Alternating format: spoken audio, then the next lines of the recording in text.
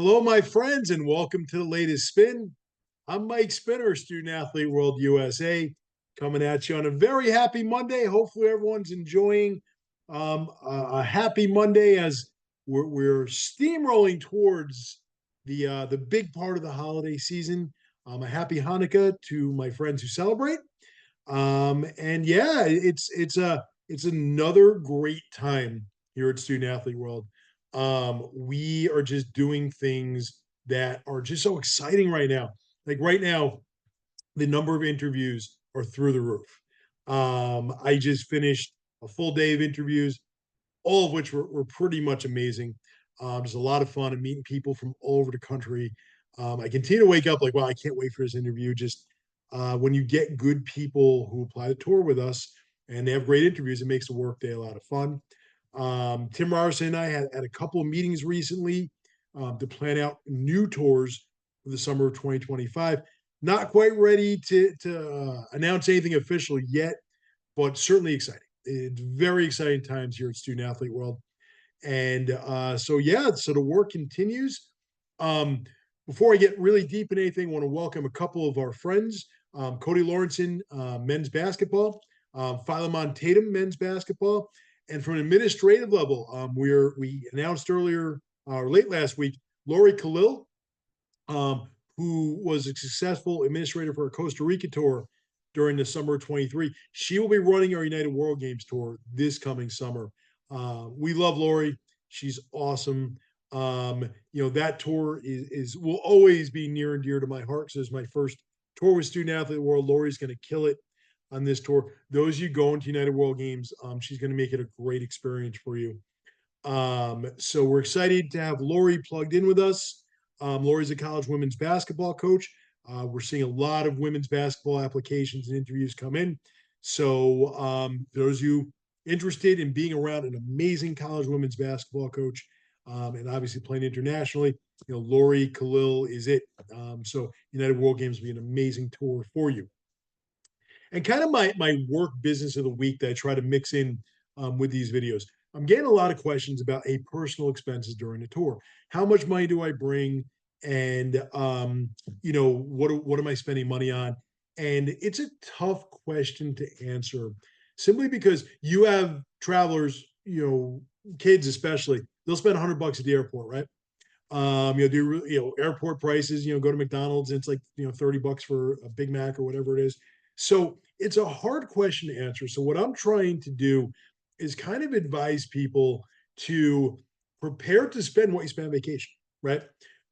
Without what our tour covers. So our tour covers, transportation, meals, hotels, etc. You don't have to worry about that because you're coming on tour with us. But think about when you go away, do you buy t-shirts for your family or tchotchkes or touristy kinds of things?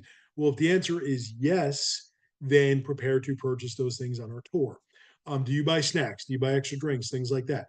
Then, of course, be prepared to spend that money on yourselves during our tour. So it's not a scientific way to determine how much you should prepare to spend. I would just say think about what you spend money on when you go away now, and figure you're going to do the same thing on tour with us.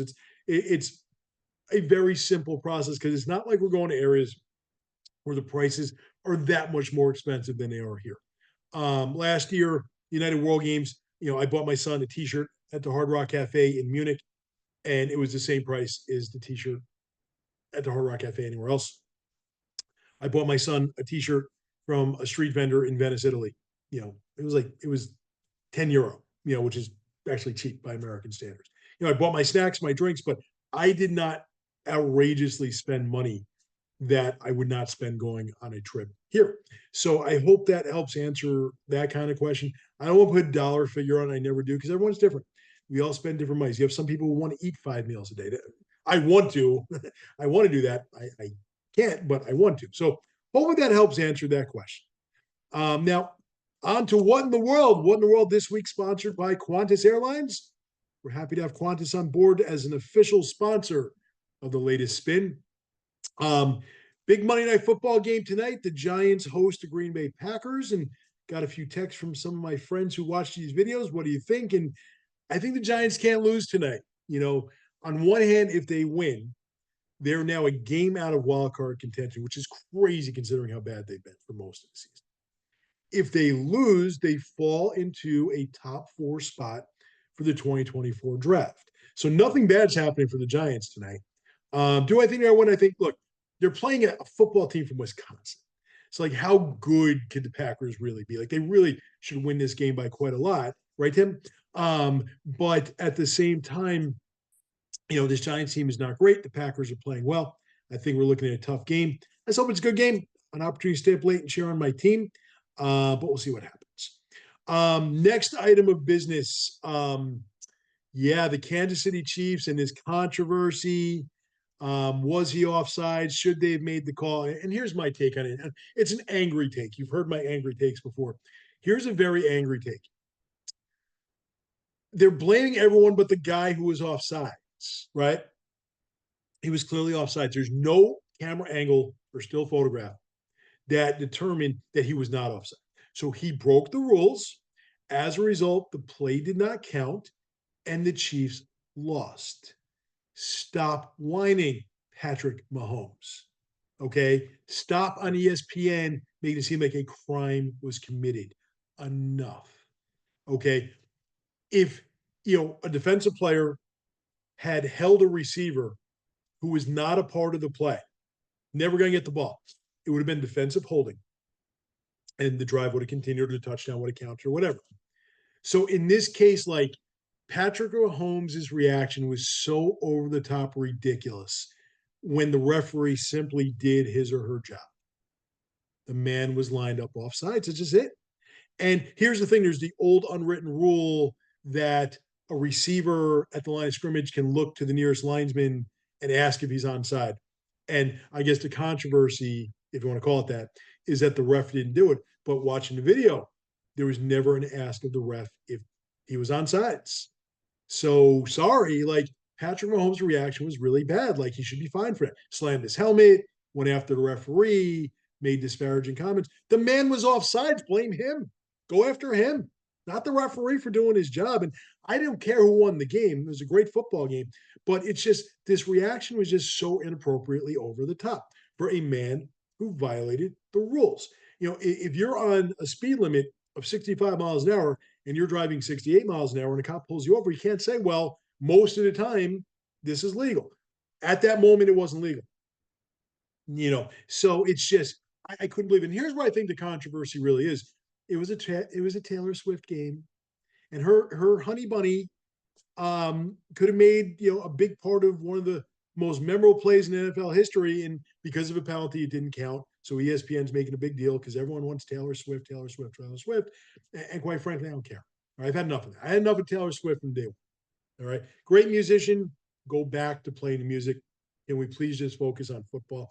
If that game had been any two other teams and that play happened, you wouldn't have the controversy, but you had the built-in hoopla because Taylor Swift just so happened to be there.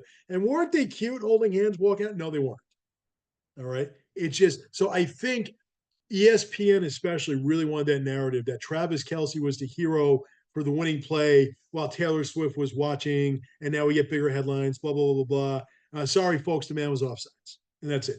No controversy. But the fact that the Chiefs are belly aching the way that they are, that's like the now equivalent to taking someone to HR. I didn't get my way. I'm the victim. You didn't get your way because your man lined up offsides and you lost the game as a result.